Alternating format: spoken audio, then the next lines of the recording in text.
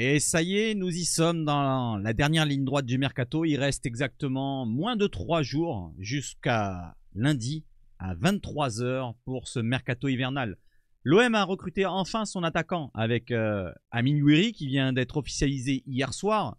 On va voir pour combien il a été officialisé et je vais faire un tout petit mea culpa sur l'arrivée d'Amine Gouiri. Voilà, donc je ne disais pas que je ne voulais pas le joueur. Voilà, je disais juste que personnellement, je préférais attendre plutôt cet été pour recruter vraiment un vrai neuf pur et dur et investir lourdement dessus.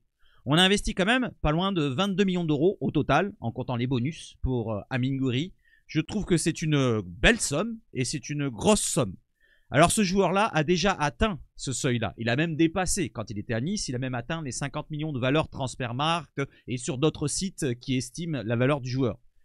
Cette année, il est en difficulté et j'estime que le prix où on le prend maintenant, c'est un prix un peu surpayé pour cette année. Sinon, la qualité du joueur, elle y est. Il est encore jeune, il a 24 ans. Mais à l'OM, c'est différent d'autres clubs. Certes, il est algérien, certes, peut-être qu'il va réussir à passer ce cap marseillais, mais c'est quand même encore un risque qu'on prend du côté de l'OM avec un joueur qui arrive d'un club comme Rennes où il n'y a pas beaucoup de pression. Voilà, donc on va dire qu'il est passé par Nice, mais il n'y a pas beaucoup de pression non plus. Il est passé par Lyon, mais il était très jeune là-bas. Donc c'est un joueur qui va découvrir un autre contexte. Le contexte marseillais est complètement différent d'ailleurs. Les amis, donc on va souhaiter la bienvenue quand même à Amine Gouiri. N'hésitez pas à le faire dans les commentaires quand même. C'est un joueur de l'OM et il ne faudra pas le siffler au premier contrôle raté, au premier but loupé. On va lui laisser le temps, j'espère, cette fois au club parce que les joueurs passent et trépassent, mais j'aimerais bien qu'il reste un petit peu. Voilà, donc du côté de l'OM, on a une politique sportive qui m'a l'air un petit peu rapidos pour certains dossiers et j'aimerais bien qu'on attende un petit peu, qu'on prenne notre temps. Voilà, le projet dure sur 3 ans. Et ça ne dure pas sur 3 mois ou 6 mois. Voilà, pour certains joueurs qui partent au bout de 6 mois. Allez les amis, on y va sur quoi? Sur l'introduction, on va aller aussi sur le match, l'Olympico qui se propose à nous demain, un gros match. Et on va y aller tout doucement jusqu'à la fin de la vidéo. On va parler d'abord de Mercato et après le match de demain, très important. On y va, introduction.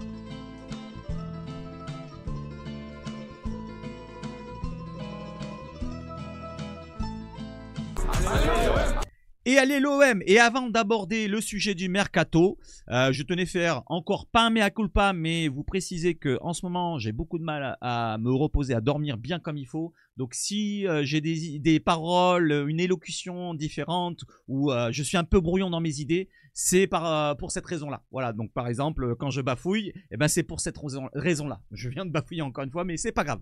Allez, on enchaîne. Roberto De Zerbi est en mode pressing. En mode pressing pour quelle raison? Pour le mercato justement, il commençait à être impatient là. Voilà, donc il reste que 3 jours maintenant, mais il restait 4-5 jours quand il s'est un petit peu énervé presque, on va dire, lors d'une réunion. En privé, lors de plusieurs réunions même, mercato, De Zerbi a demandé un effectif plus fourni. Il a demandé plusieurs fois. Accompagné de son coéquipier, de son conseiller Rossi, donc son conseiller personnel, le coach italien a proposé de nombreuses pistes, parfois onéreuses. Donc il a demandé un gros renfort, pas qu'un, mais plusieurs pistes.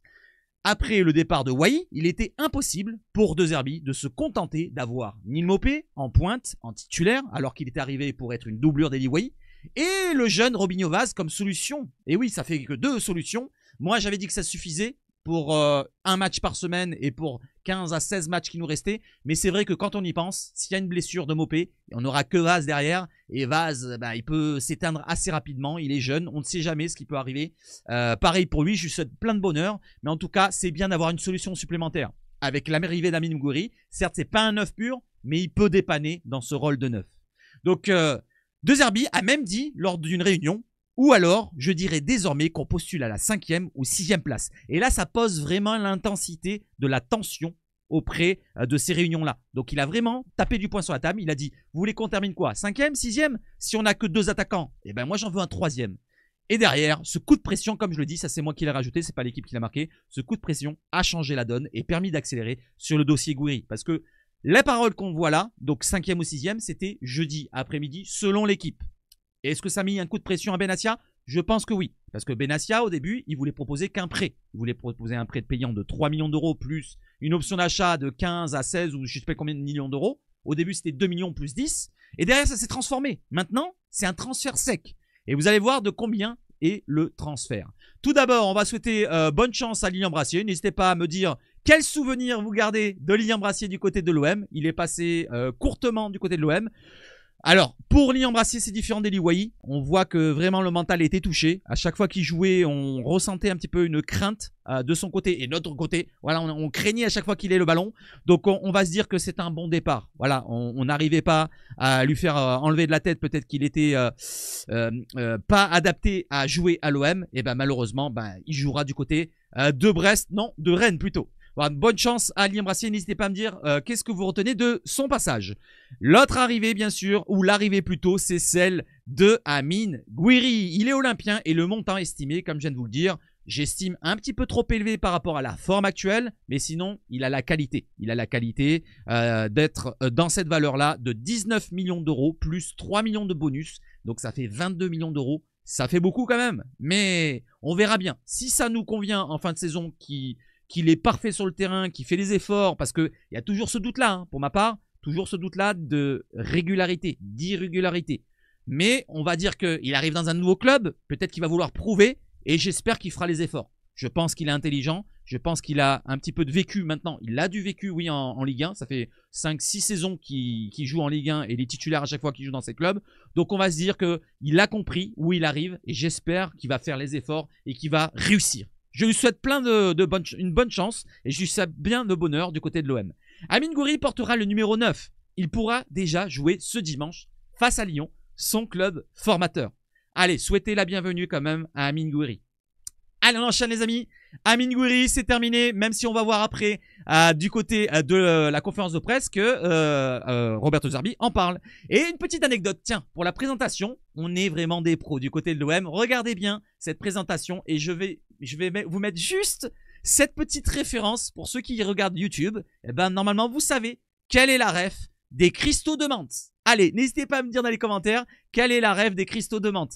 En tout cas, franchement, toutes les présentations qui sont faites depuis quelques années, on a vraiment des talents qui nous créent des présentations, franchement, parfois marrantes, parfois sérieuses. Et là, cette fois, elle était plutôt de façon boutade, j'ai l'impression. Allez, on enchaîne avec autre chose et on enchaîne avec Amine Gouiri, l'avis de Roberto De Zerbi sur le mercato et l'arrivée d'Amine Gouiri. Il nous dit Amine Gouiri peut jouer avant-centre. Oui, je le connaissais assez bien depuis longtemps. Il peut jouer à tous les postes offensifs. Avant-centre, à gauche, derrière l'attaquant, peut-être à droite, mais surtout à gauche. C'est surtout un joueur qui est presque ailier gauche, repiqué dans l'axe, et pourquoi pas jouer neuf pour dépanner, ou derrière en retrait de l'attaquant. Un petit peu à la place de Rabiot par exemple, mais il pourrait jouer pourquoi pas à la place de Mason Greenwood s'il ne convient pas. Voire ailier gauche, quand on repassera peut-être en 4-2-3-1 ou en 4-3-3. Parce que le meilleur système qu'on jouerait avec notre milieu de terrain qu'on a fort, c'est-à-dire Rongier, Højbjerg et Rabiot, ça serait un milieu à 3. Et oui, quand on y pense. Mais on fera ça une autre fois. Pour demain, petite précision, on verra un système différent si on repasse en 4-2-3-1 ou en 4-3-3 et si on reste en 3-4-2-1 comme on est actuellement. Mais on verra demain pour l'avant-match pur et dur pour le match. Là, on verra un petit peu d'avant-match, mais ça ne sera pas vraiment l'avant-match. Allez, on enchaîne les amis avec le mercato. De Zerbi veut encore un milieu de terrain qui pourrait être Nicolo Fagioli, le joueur de la Juve. On en a déjà parlé, je ne vais pas vous détailler le joueur. Milieu de terrain assez élégant qui peut jouer entre le milieu défensif, relayeur, voire offensif. Il est vachement polyvalent pour le milieu et il nous apporterait un plus. Donc on recherche un milieu de terrain et un défenseur polyvalent, pour le Rototo. Roberto De Zerbi ne considère plus par contre Amin Harit et Ismaël Koné dans son groupe. Donc il les intégrera plus dans le groupe selon l'équipe. On verra bien quel sera le groupe demain. S'il faut, l'équipe a faux. S'il faut, il y aura Ismaël Koné. Même si, bon là, Ismaël Koné, je pense qu'il ne sera pas dans le groupe vu qu'il n'était même pas à l'entraînement. Amin Harit non plus n'était pas à l'entraînement puisqu'il est blessé, on va dire.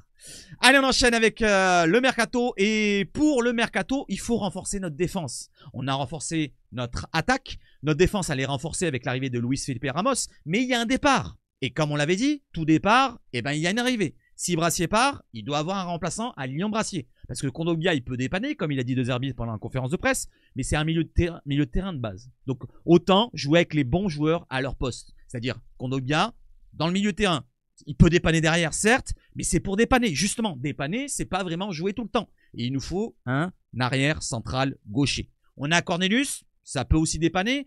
C'est un remplaçant de base, on le recrute justement pour être remplaçant. Il convient de temps en temps, mais quand ça va être des gros matchs, comme face à Lyon, comme face à Nice, comme face à Paris ou peu importe qui, eh ben, il nous faut du lourd derrière. Comme Felipe Ramos, comme Balerdi. Et si on a 3 lourds derrière, ça sera que mieux pour nous rassurer un petit peu. Parce qu'on a besoin d'être rassuré. Et quand on voit ça, ce tableau-là, justement, c'est pour la défense. L'OM puni par ses erreurs. Nombre d'erreurs ayant conduit à un tir adverse ou un but adverse Ligue 1 2024-25. Et on voit que l'OM est celle qui fait le plus d'erreurs défensives. En partant de derrière, oui, parce que le jeu de Deserbi demande à prendre des risques pour la relance. Vous avez vu l'erreur de Brassier, l'erreur de Balerdi contre Strasbourg, où il y a Emega qui le contre au dernier moment, ça passe à ras du poteau. C'est pareil pour Brassier, comme son erreur face à Nice, comme son erreur face à Auxerre, comme son erreur face à Reims, parce qu'il y a beaucoup d'erreurs de Brassier surtout. Voilà, donc 18 erreurs. Et vous voyez derrière, le deuxième est à 11. On a pratiquement le double d'erreurs par rapport au deuxième. Donc il faudra changer cela par quoi? Par la qualité des joueurs qu'on recrutera en derrière pour compenser avec Cornelius qui sera remplaçant et un titulaire à la place de Cornelius à gauche.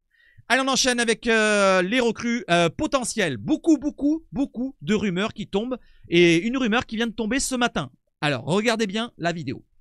Mykola et pas Nicolas, Matvienko, oui on dit bien, 28 ans, ukrainien. L'OM s'intéresse à lui, à la demande de Roberto De Zerbi qu'il a connu du côté du Shakhtar Donetsk. Il joue toujours là-bas, il est capitaine là-bas, dans une défense en 4-2-3-1, il joue donc une défense à 4, mais il peut aussi jouer dans un poste à gauche, on va voir dans son profil Transfermarkt. Une offre aurait été repoussée par le Shakhtar Donetsk pour son défenseur, selon Zoria Londonsk, journaliste sûrement ukrainien. On enchaîne et derrière, la Provence nous met une petite clim, mais on enchaîne, on va quand même voir son profil un petit peu pour voir un petit peu quel joueur c'est. Contrairement aux dernières rumeurs, Mykola Matvienko, donc c'est la clim de la Provence, ne serait pas une cible, un profil ciblé malgré l'estime que lui porte Roberto De Zerbi selon la Provence. Regardons son profil. Mykola Matvienko, 28 ans, 1m82, défenseur central ukrainien, 74 sélections. Voilà, donc c'est un joueur vachement expérimenté. 18 millions de valeur Transfermarkt, quand même de la qualité. 2027 son contrat du côté du Shakhtar. On descend maintenant pour voir un petit peu son profil plus précisément. Son profil, c'est défenseur central. Il peut aussi jouer arrière gauche. Il peut dépanner arrière gauche. Donc c'est un joueur qui peut probablement prendre le couloir et peut jouer donc à 3 et dépanner. Pourquoi pas même sur le côté gauche. Il est gaucher. 2027 son contrat, comme j'ai dit, 1 an de plus en contrat. Donc il y aura jusqu'en 2028. Donc on peut pourquoi pas tenter un prêt avec obligation d'achat ou option d'achat s'il convient parfaitement à l'avenir. On enchaîne. Et derrière, il a joué cette saison 21 matchs, 3 buts et une passe décisive pour Matvienko. Donc il est titulaire du côté du Shakhtar. Il a joué en Champions League comme vous pouvez le voir. Et dans sa carrière, il a une grosse expérience comme je vous l'ai dit. Il dépasse allègrement les 250 matchs environ professionnels dans les grosses compétitions. Avec 38 matchs en Ligue des Champions. C'est quand même assez important. 19 matchs en Europa League. Donc si on fait le compte, ça fait plus de 50 matchs dans des gros matchs européens. Avec aussi des matchs de qualification en Champions League. Donc c'est un joueur expérimenté qui nous apporterait peut-être de la rassurance derrière. Donc je ne dis pas que c'est un crack, mais ça serait un plus pour notre défense. En termes de relanceur en plus, c'est un joueur qui a une bonne patte gauche, je long, je cours, donc ça serait intéressant. Dans le duel aussi, il est intéressant aussi. Donc je dirais pourquoi pas, sur cette piste-là, on peut se proposer pourquoi pas une offre de prêt ou avec ou sans option d'achat, peu importe. Mais en tout cas, c'est un bon profil pour ma part. Vous voyez qu'il a joué 180 fois en défenseur central et 76 fois en arrière gauche. Donc c'est pas que une ou deux fois, c'est vraiment, il a vraiment dépanné. C'est un match sur 3 où il joue arrière gauche ou voire défenseur central. Voilà pour le profil, on enchaîne et on va enchaîner sur un autre joueur et on va les comparer tous les deux après. Et le deuxième joueur, il est droitier, mais il peut aussi dépanner à gauche. Et vous le connaissez tous, c'est qui? C'est quoi? C'est Djiku. Alors selon la minute, l'OM ciblerait le défenseur du Fenerbahçe, donc en Turquie, Alexander Djiku. C'est un bon défenseur quand il était en Ligue 1, mais c'est un défenseur plus rustre, plus dans le duel, plus physique que le relanceur. Voilà, c'est pas vraiment un relanceur, il n'est pas vraiment à l'aise dans les relances longues et courtes. Il peut dépanner, certes, mais c'est plus un stopper qu'un relanceur, pour ma part. Après, dans un profil à 3 défenseurs, ça peut dépanner, tu peux le mettre côté droit à la place de Murillo, ça serait pas mal. C'est un défenseur central de base, alors que Murillo, je vous l'ai déjà dit, pour moi, c'est un latéral droit de base. Et il a du mal à se placer pour la profondeur dans son dos. Souvent, ça passe. Les 2 derniers buts qu'on encaisse, regardez, côté Murillo. Certes, il y a une erreur de Brassier pour le 2e but qu'on encaisse contre Nice, mais Murillo, son placement, il n'est pas terrible. J'enchaîne pour Djiku. Donc Djiku, son profil Transfermarkt, on va le voir tout de suite. Donc on voit que c'est un défenseur central, comme je vous l'ai dit, 1m82, je crois que c'est la même taille que Matvienko. Il est ghanéen et il a 30 ans exactement, défenseur central, ghanéen, 31 reprises et 2 buts. 8,5 millions de valeur transfermarkt, 2026 son contrat du côté de Fenerbahçe, on descend un peu. Il a un an de contrat de plus. Du côté du contrat, il peut aller jusqu'en 2027 pour être prêté, pourquoi pas. Parce que si c'était 2026, c'était compliqué de se faire prêter. Donc 2027, on peut se le faire prêter. Droitier exclusivement. Voilà, son pied gauche, ça lui sert pour monter dans le bus, pourquoi pas. Il est défenseur central, comme vous pouvez voir, en position principale. Il peut dépanner à droite, voire devant la défense. 8,5 millions, je l'ai déjà dit. Je descends cette saison, il est titulaire du côté de Fenerbahçe. Il joue en Europa League, donc il joue dans le très haut niveau quand même. En Champions League qualification, il a joué 4 matchs aussi, donc une dizaine de matchs cette saison dans de très haut niveau. 26 matchs, 0 but, 0 passe D pour 2098 minutes. Pour sa carrière, il a joué quand même plus de 300 matchs au très haut niveau, voire au haut niveau, parce qu'il a joué quand même en Ligue 1 plus de 220 matchs. Donc c'est un bon atout aussi, un bon facteur à prendre en compte. Il connaît la Ligue 1. Ça serait pourquoi pas un joueur d'expérience en plus pour notre défense, pour pourquoi pas mettre Murillo en termes de piston droit, parce que ça serait plus son poste, je pense, à mon goût. Donc vous voyez tous les matchs qu'il a joué en Champions League, en Europa League, en Ligue 1, et il peut jouer donc en défenseur central 253 matchs, 30 matchs en arrière droit, 16 matchs en milieu défensif, donc c'est vraiment défenseur central pratiquement à 90%. Vraiment, c'est vraiment du folklore pour l'arrière droit et pour le milieu défensif. Ça sera vraiment, comme je vous l'ai dit, un stopper pur à mon goût.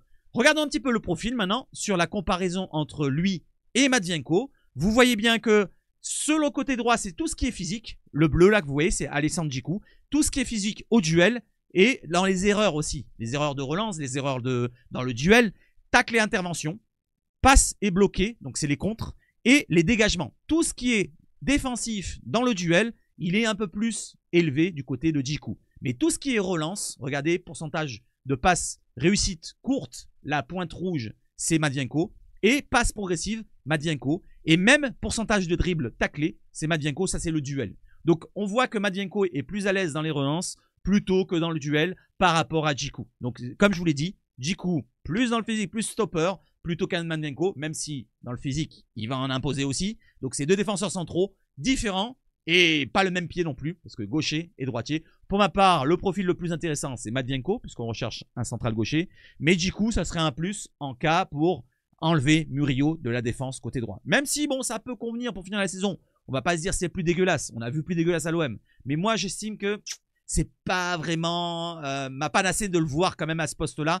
J'estime qu'il manque encore un peu de sérieux dans son profil. Allez, on enchaîne avec un autre profil, un autre défenseur, que ça vient de tomber ce matin. Regardez, à l'heure c'est tombé, 9h30 du matin, et je vous le fais à 10h la vidéo, donc ça vient de tomber, c'est tout frais. Luca Bendoni, journaliste italien, nous dit quoi? L'OM s'intéresse pour un prêt à Aaron Anselmino. Et ça, c'est un petit craquito argentin. Beaucoup me l'avaient cité dans le Discord, n'est-ce pas Punish, je crois. Défenseur central de Chelsea. Alors, il est droitier, mais il est surtout ambidextre. Vous allez voir, j'ai cherché sur un site pour voir un petit peu le descriptif du joueur en écrit. Comme ça, on va voir un petit peu à parler ensemble du joueur.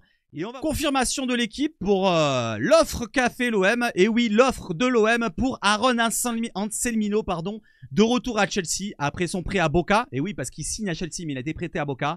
Comme le dit l'équipe, l'OM a fait une offre de prêt pour l'Argentin Aran, c'est pas Aaron.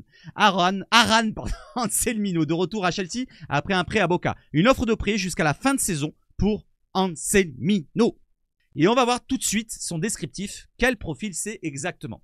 Donc il mesure plus de 1m80, Anselmino apporte une présence physique considérable et représente une menace redoutable sur coup de pied arrêté. Et vous allez voir que pour le peu de temps de match qu'il a joué, voilà, le peu de matchs qu'il a joué dans sa carrière, une vingtaine au total, parce que c'est un très jeune joueur, hein, il a 19 ans, il a marqué quand même 2-3 buts, il me semble, pour un défenseur, c'est quand même pas mal.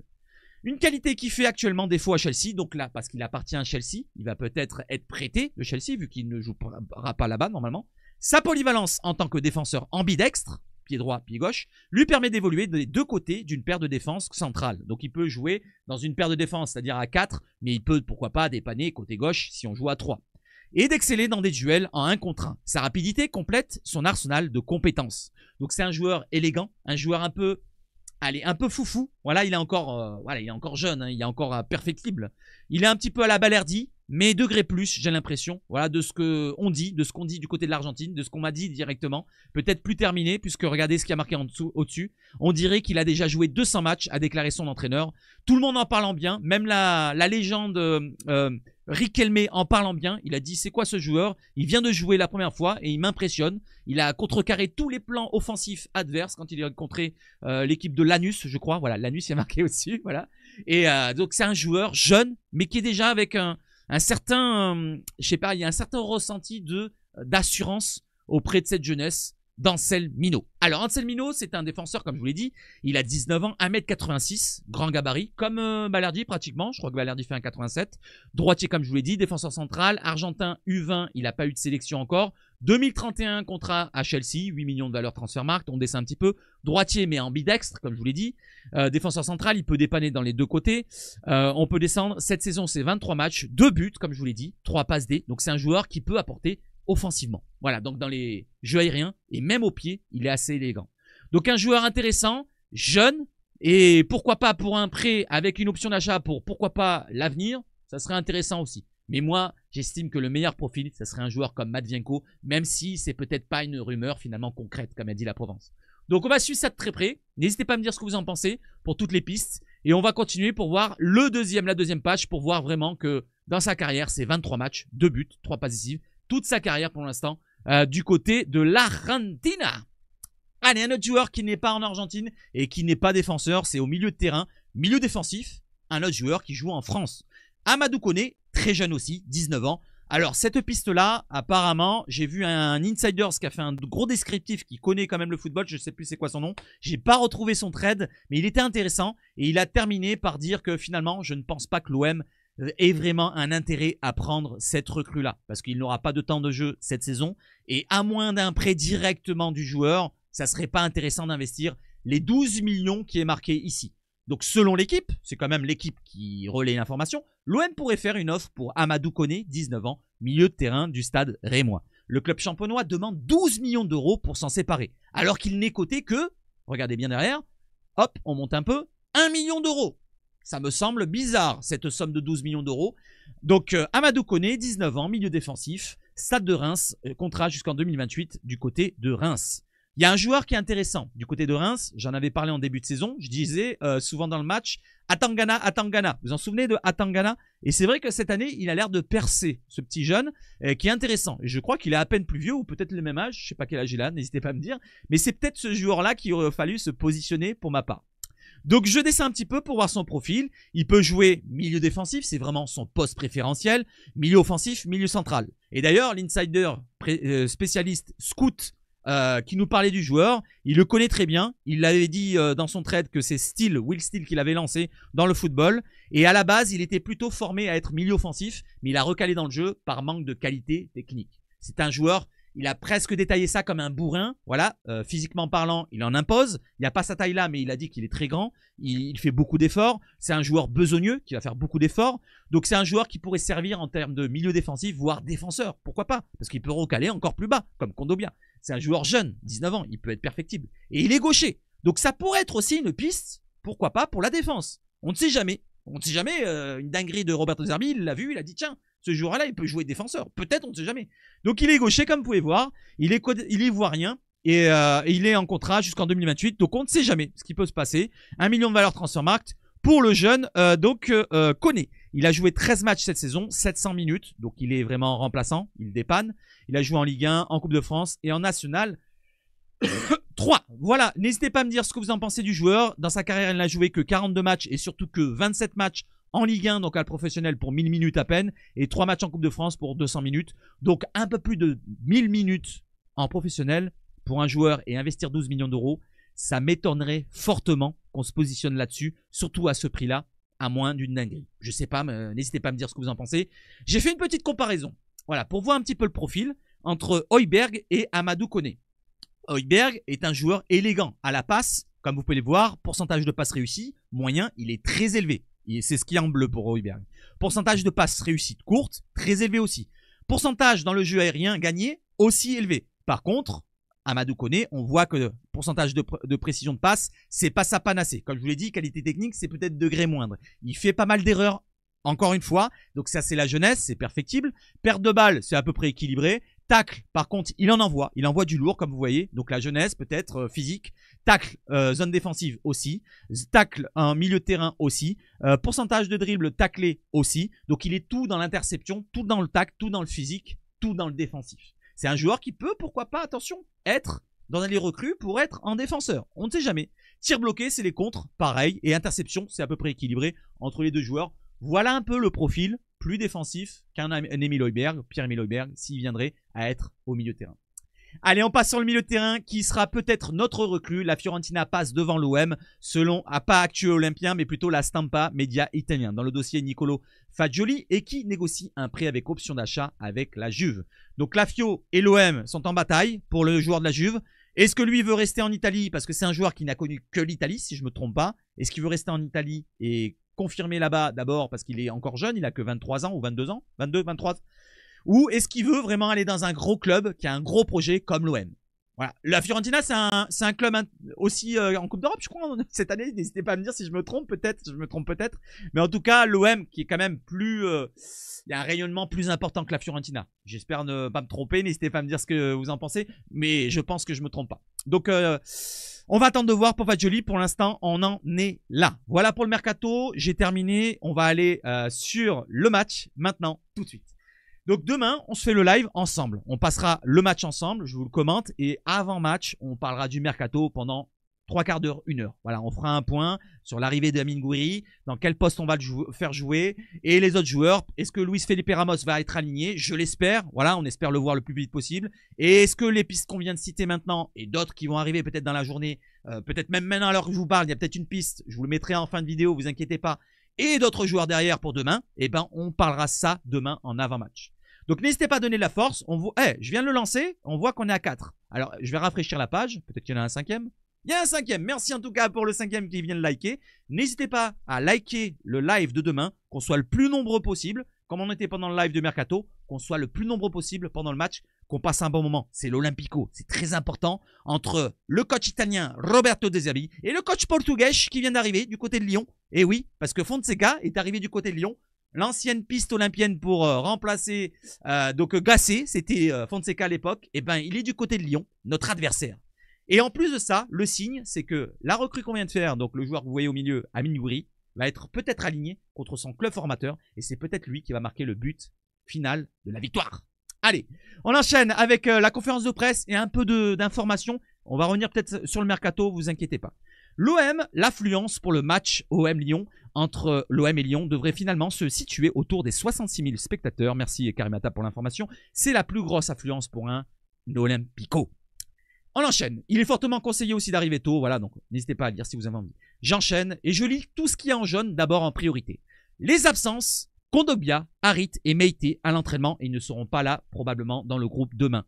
Brassier et Koné ne sera pas là non plus puisque Brassier est désormais parti du côté de Rennes et Koné est en instance de départ.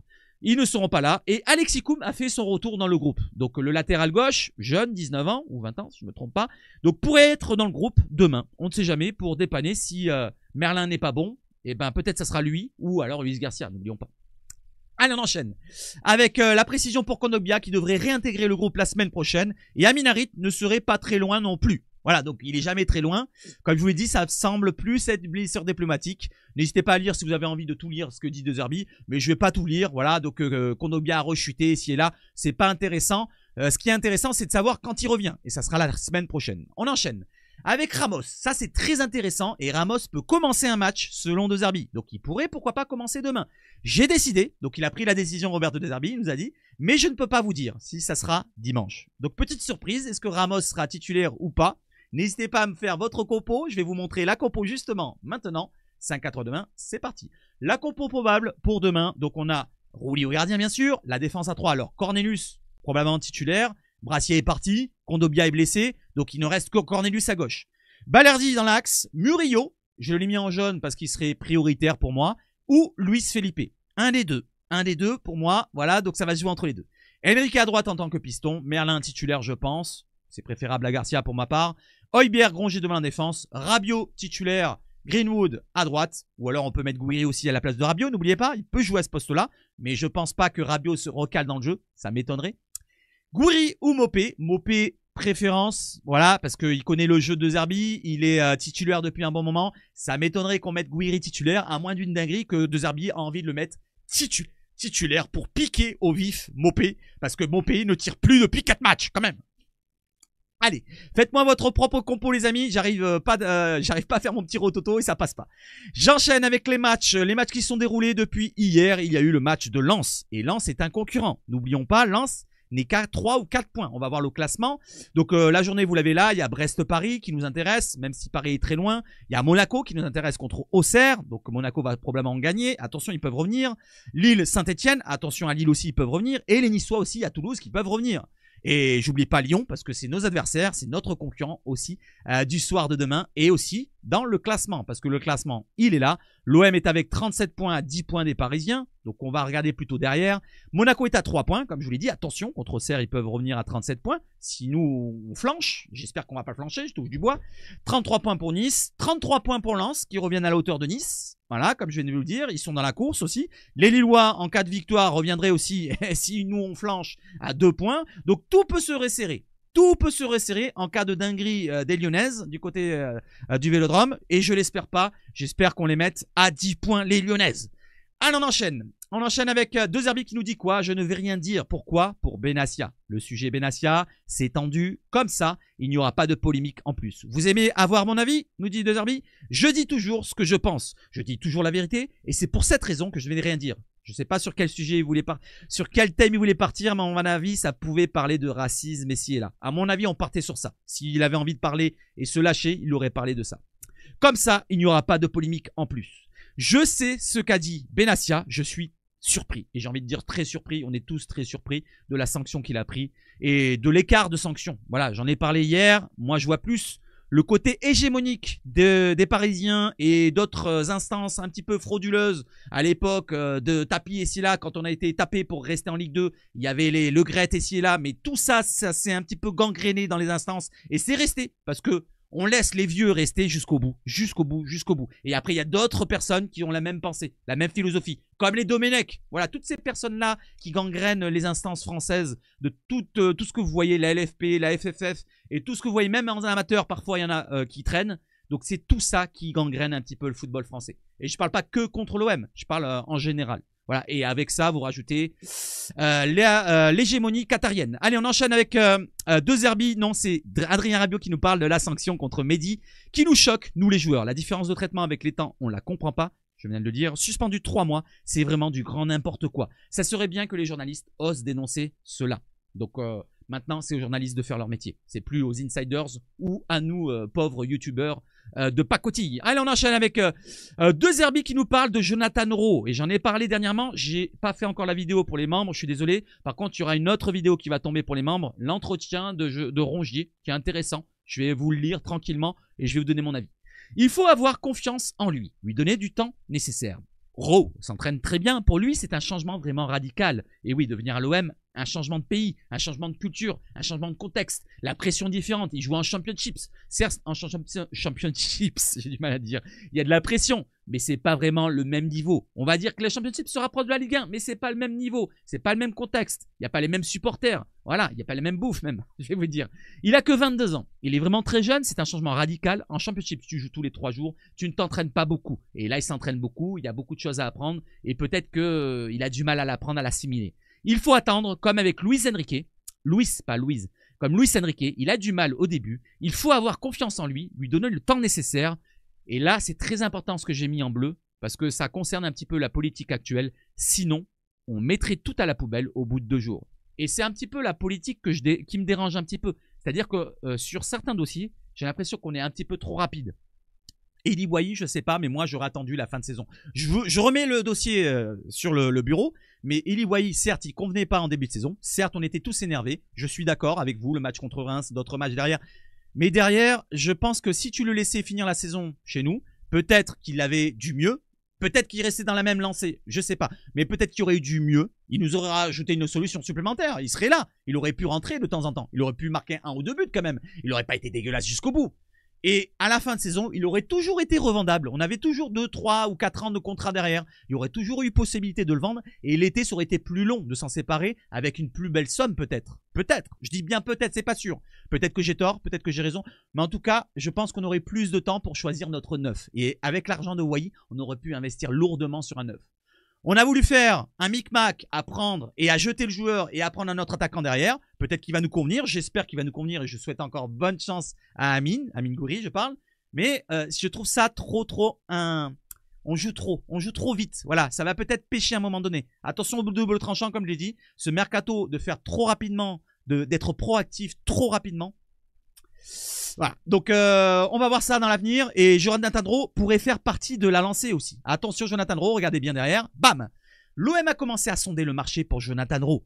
Alors le marché de quoi? Le marché du transfert. Et oui les amis, selon l'équipe, à prendre avec de grosses pincettes, même les autres médias, le joueur anglais a épuisé le capital sympathie de Roberto De Zerbi. Alors Roberto De Zerbi nous a dit dans la conférence de presse que plus ou moins il voulait lui donner du temps. Ce que vous avez vu avant, c'est contre-productif, c'est un petit peu un avis contraire de ce qu'on voit là. Là, apparemment, il voudrait pas lui donner du temps, il commence à être un petit peu impatient envers l'investissement peut-être de Jonathan Draw. Peut-être qu'il était trop nonchalant, ou peut-être qu'il faisait pas les efforts à l'entraînement, qu'on ne voit pas, ou pendant les matchs, quand il rentre, il est brouillon. C'est vrai qu'il fait peut-être pas les efforts collectifs, je parlerai. Et donc maintenant, à voir l'avenir. Est-ce que Jonathan Draw continue dans sa lancée? S'il continue dans sa lancée, il partira cet été. Attention que ça n'arrive pas. Alors moi, je ne le souhaite pas. Moi, si je dois le faire partir cet été et qu'il ne convient pas et qui manque un petit peu de temps de jeu ici et là, je le prêterai. Voilà, je le prêterai sans option d'achat. Pourquoi pas en Angleterre, qu'il se fasse une santé l'année prochaine. Si on n'arrive pas à le lancer, hein, je dis. Et on prendrait un autre ailier de top niveau. Pourquoi pas pour la Ligue des Champions? Parce qu'on sera en Ligue des Champions et on aura de l'argent. Pourquoi pas investir sur un autre top niveau en termes d'ailier? Voilà ce que je ferai peut-être sur ce dossier-là.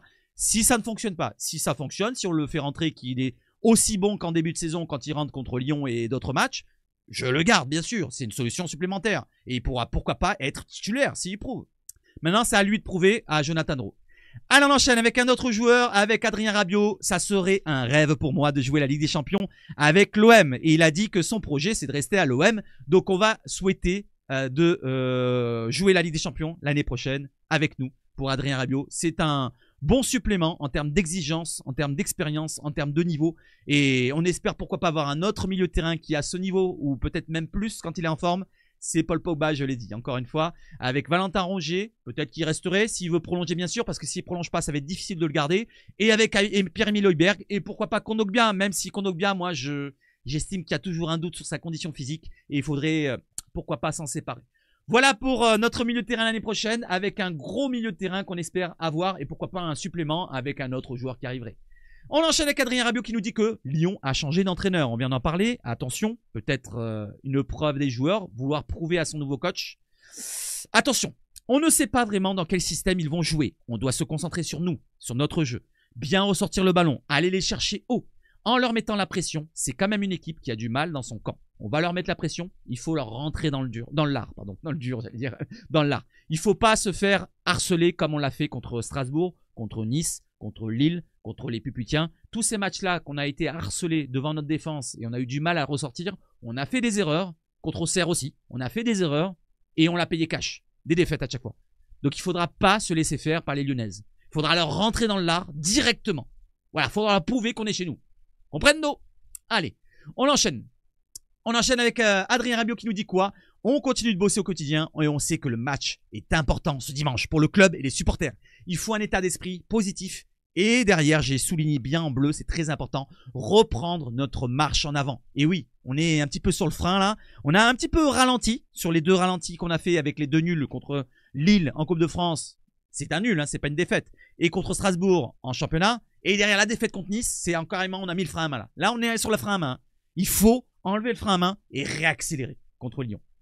Donc je continue avec cette fois l'avis de De Zerbi pour dimanche. Il faut qu'on se relève dimanche. La même idée, la même envie. Gérer les victoires quand on est une équipe avec un objectif important, c'est plus simple que de gérer les défaites. Il faut qu'on se relève dimanche. Et oui, parce que quand on gagne, on est tous en confiance, tous les supporters sont contents, comme il le dit là. Et quand on perd, il y a l'exigence qui parle, les supporters vont râler. C'est différent, c'est plus difficile à accepter. Il faut qu'on se relève dimanche. On a la chance de pouvoir jouer à domicile contre une équipe forte. C'est ça la beauté du foot. Il y aura du spectacle, le stade sera plein, il y aura des tifos sûrement. Repartir avec une victoire contre un concurrent direct, c'est l'importance primordiale de ce match. Et repartir de l'avant, remettre un petit peu les pendules à l'heure et reprendre notre deuxième place, refaire l'écart derrière avec Monaco qui fera un nul, je l'espère, contre Auxerre, avec Lille qui fera un faux pas, avec les Niçois qui perdront et avec toutes les autres équipes qui perdront derrière. Donc du côté du Mercato, c'est terminado, mais on va aller voir un petit peu s'il n'y a pas autre chose et je vous le mets directement. En 8 rencontres disputées contre Lyon, est-ce que ça sera lui, notre héros, Amine Gouiri? Dans sa carrière, il a joué 8 matchs contre Lyon. Le nouvel attaquant olympien Amine Gouiri a été décisif 6 fois. Donc c'est quand même une bonne stat. 4 buts et 2 passes décisives. Voilà les amis, je pense avoir tout abordé avec vous. On se retrouve sur le gros écran directement et je vais vous souhaiter de passer une excellente journée, soirée et vive le foot chez Sabache Foot. Et surtout, allez l'OM!